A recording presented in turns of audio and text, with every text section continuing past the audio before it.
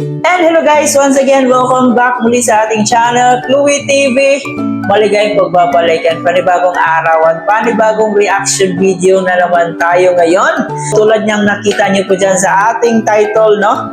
Meron na namang panibagong issue ang Jungkook ngayon. Actually, hindi naman siya totally major issue talaga. Minor issue lang.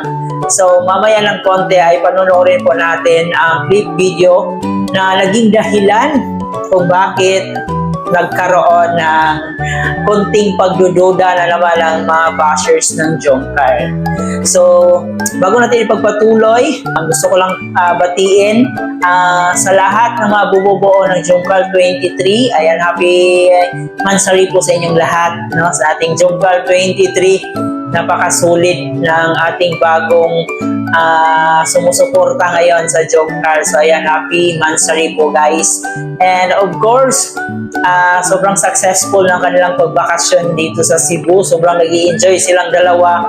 Kaya masasabi rin nating blessing din po yun na nakauwi sila ng safety. So, ayan, congratulations sa ating Jungkook.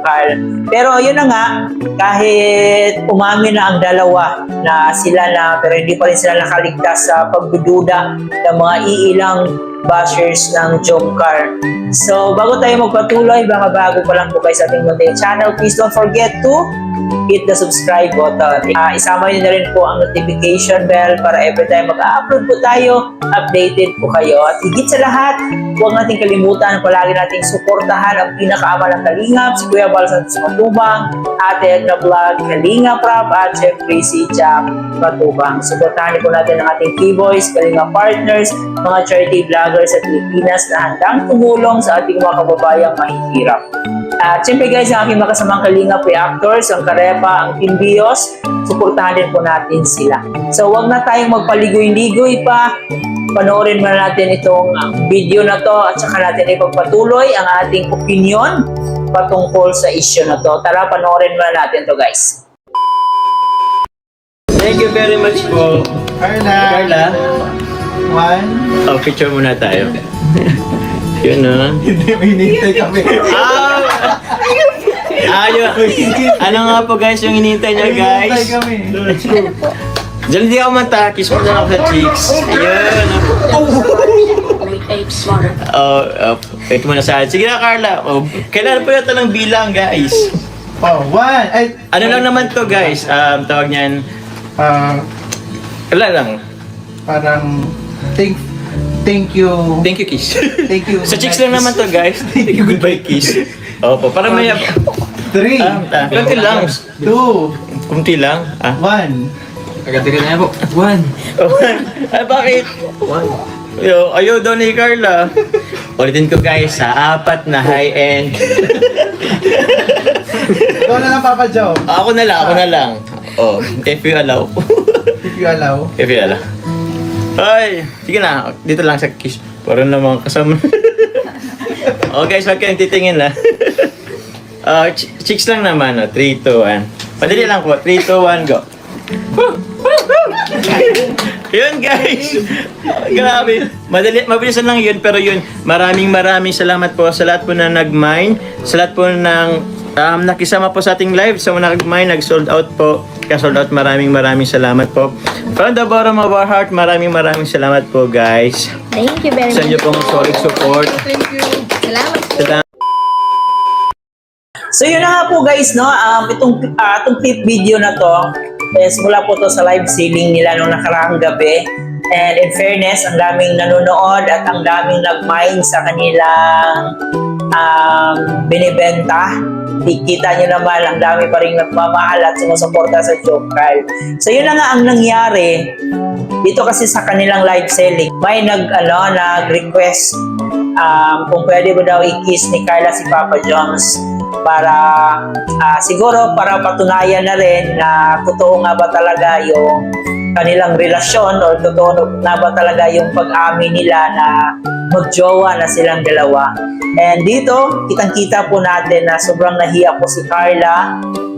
And hanggang sa dumating yung time na si Papa Jones na lang yung kusang nag-kiss dito kay Carla. And grabe yung pag-kiss ni Papa Joms.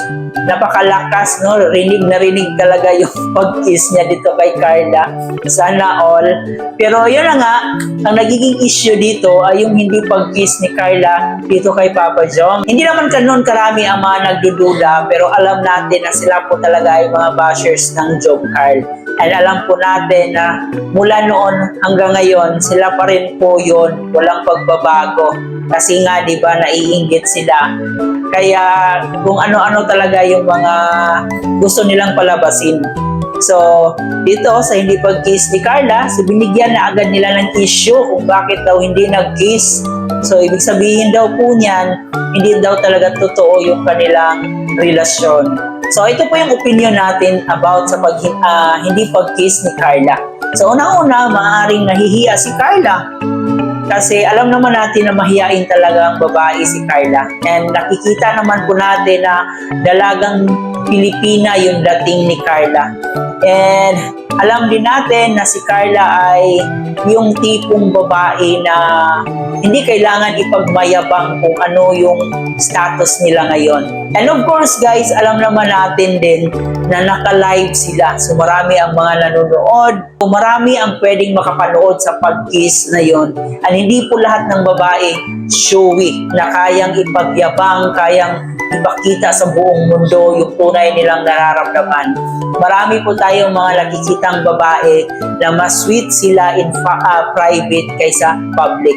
Kasi kadalasan yung mga sweet sa public guys, hindi sila ganon ka-sweet in private. Kumbaga, pinapakita lang nila sa madlang people na sweet sila. Pero in private na pag sila lang dalawa, hindi ganon ang nangyari.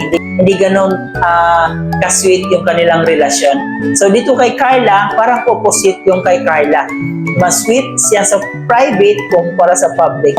Para sa akin, mas maganda yung klaseng attitude na yon. Mas maganda pag ganyan yung klaseng relasyon meron kayo na mas ibigay mo yung pagmamahal mo in a private way. Hindi sa ipagmayabang mo sa public na ganito kayo ka-sweet. Pero pag kayo na lang dalawa, wala, bukya pala, hindi pala totoo yung mga kaswitan nyo sa public. So, mas maganda itong ni Carla, na mas sweet si Carla in private.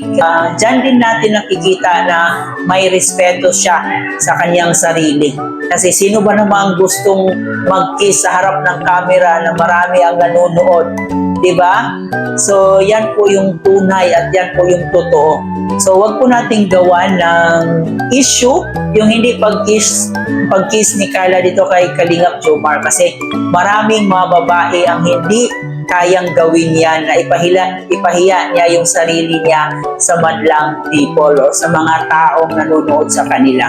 At saka, hindi po basihan yung pag-kiss mo sa public kung totoo ba yung nararamdaman mo sa tao o hindi. Pero siguro masasabi nating public figure sila. Pero hindi po yun sapat na dahilan. Sa mga nagdududa pa rin, na sa inyo na rin po yan, wala pong makapagbabago sa inyong isipan, kundi kayo lang din. So kayo ba guys, ano yung opinion nyo patungkol dito sa minor issue na to? I-comment nyo po dyan sa ating comment section. At kung nagustuhan nyo po ang ating reaction video sa araw na to, huwag kalimutan mag-subscribe at paki-like and share na rin itong video na to para mapanood pa tayo ng ating ibang solid Jomcar fans at ng ating ibang Kalingap supporters. Muli po, ito nga po pala si Chloe TV. Marami pong salamat.